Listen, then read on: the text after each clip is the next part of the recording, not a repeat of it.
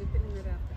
Само 2 дни делят местните избори на 29 октомври. Аз съм Ели Кирилова, кандидат за кмет на село Равда, кандидат за общински съветник, водач на листата на Съюза на демократичните сили, СДС.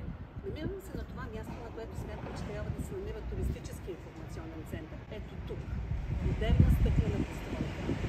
Туристически информационен център е онова комуникационно и работно място, което казва на проиждащите в Равда: ние ви очакваме, вие сте добре дошли.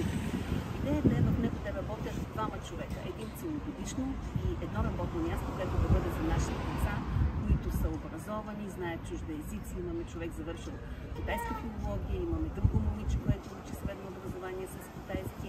Така че мисля, че това е съвсем реално и постижимо за сезон 24. Така че в новия туристически сезон да посрещнем нашите туристи в туристически информационен център.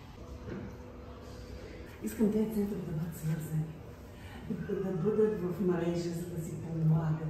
Които работят в центровете, да направят една група от хора, които са посланици.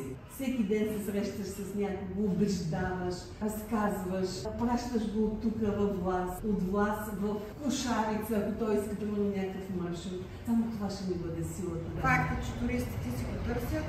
И другия център, който е в Артио Мадам, е още по-хубаво. Всички те свързани в една обща мрежа, в една обща група от хора с общи идеи ще даде изключителен тласък. Така е. С отдела по туризъм от общината ще се получи